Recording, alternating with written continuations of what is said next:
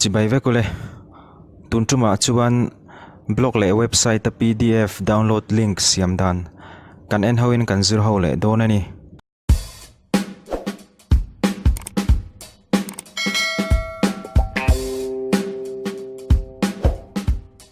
ama saberin a Google Chrome kan lut lenga Google Apps ti hi right top corner kan hmuwa kan click anga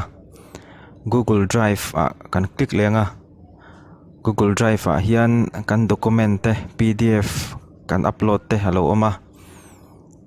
tichuan kan share kan click anga advance kan click lenga tichuan public om le om lo kan enanga public kan da anga chemin huwa PDF link kan copy anga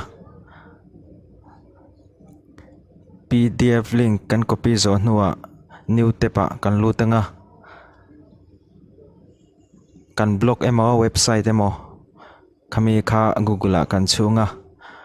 kan blog website kan lutanga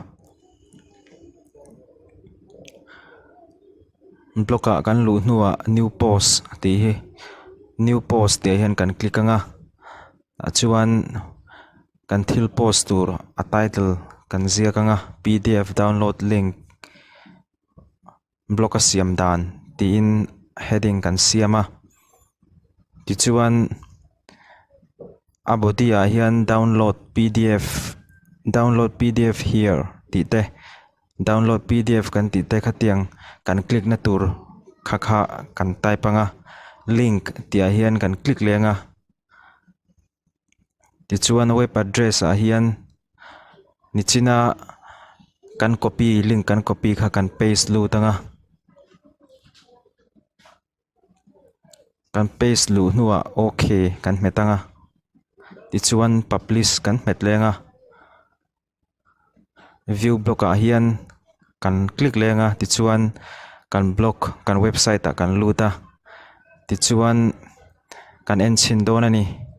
download link om le om lo ti hian nichina kan siam download PDF here ti kha alo oma kan click anga